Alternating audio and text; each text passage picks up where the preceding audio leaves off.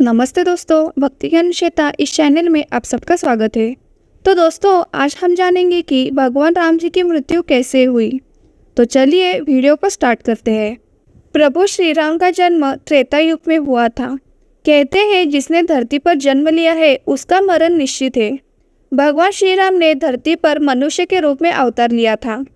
कई जगहों पर राम जी की मृत्यु या वैकुंठ धाम जाने के अलग अलग वर्णन मिलते हैं। तो क्या है कहानी, चलिए जान लेते हैं। ऐसे ही आध्यात्मिक जानकारी के लिए हमारे चैनल को प्लीज़ सब्सक्राइब कीजिए। दोस्तों, कहा जाता है कि जब माता सीता को अपने पवित्र होने का प्रमाण सिद्ध करने के लिए कहा गया तो उन्होंने परीक्षा देकर अपने पवित्र होने का प्रमाण दे दिया था। लेकिन इसके पश्चात सीता जी ने अपने दोनों पुत्र लव और कुश को राम जी को सौंप देती है और धरती माता को ये कहती है कि हे माता, मुझे अपने अंदर समा लीजिए। माता सीता जी के इतना कहते ही धरती फट जाती है और देखते ही देखते माता भूगर्भ में चली जाती है। सीता जी के इस तरह से चले जाने के कारण राम जी बहुत दुखी थे और यमराज की सहमति से सरयू नदी के तट पर राम जी ने जल समाधि ग्रहण कर ली थी। दोस्तों, राम जी की मृत्यु के बारे में एक अन्य कथा भी मिलती है जिसके अनुसार हनुमान जी अयोध्या में उपस्थित नहीं थे। तभी यमदेव नगर में प्रवेश करता है और संत का रूप धारण कर राम जी के पास महल में पहुंच जाता है।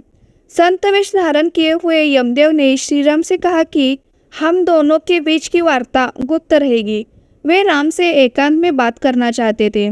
यमराज जी ने राम जी के सामने ये शर्त रखी कि यदि हमारे वार्तालाप करते समय हमारे बीच कोई आया तो द्वारपाल को मृत्युदंड मिलेगा।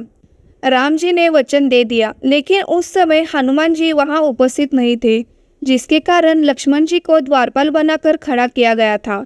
जिसके बाद यमदेव अपने असली रूप में आ गए और राम जी से कहा, प्रभु अब आपको लौटना होगा।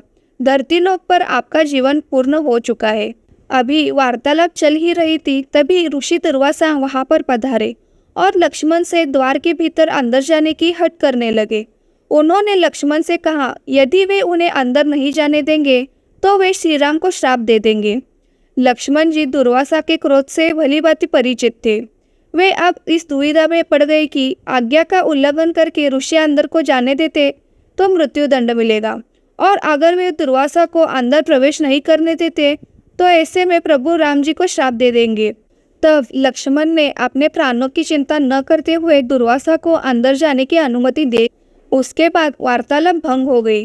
राम जी सोचने लगे कि अब उन्हें अपने प्रिय अनुज लक्ष्मण को दंड देना होगा। उन्होंने लक्ष्मण जी को राज्य से निकाल देते हैं, लेकिन लक्ष्मण ने अपने भ्राता के वचन को तोड़ना नहीं चाहते थे। वचन को पूरा करने के लिए उन्होंने सरयू नदी में जल समाधि ले ली।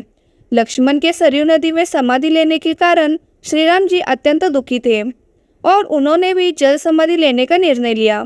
माना जाता है कि जब श्री राम जी ने सरयू नदी में जल समाधि ली तो उस समय हनुमान, जामवंत, सुग्रीव, भरत, शत्रुघ्न आदि सभी लोग उनके साथ वही उपस्थित थे।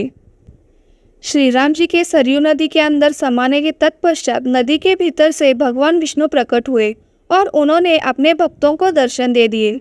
इस प्रकार से श्री राम जी ने अपना रूप त्याग कर अपने वास्तविक स्वरूप अर्थात विष्णु जी के रूप से धारण कर लिया और इस तरह से राम जी ने वैकुंठ धाम की ओर प्रस्थान कर देते हैं। दोस्तों, यह जानकारी आपको थोड़ी सी भी अच्छी लगी हो तो वीडियो को लाइक कीजिए और चैनल को प्लीज़ सब्सक्राइब कीजिए।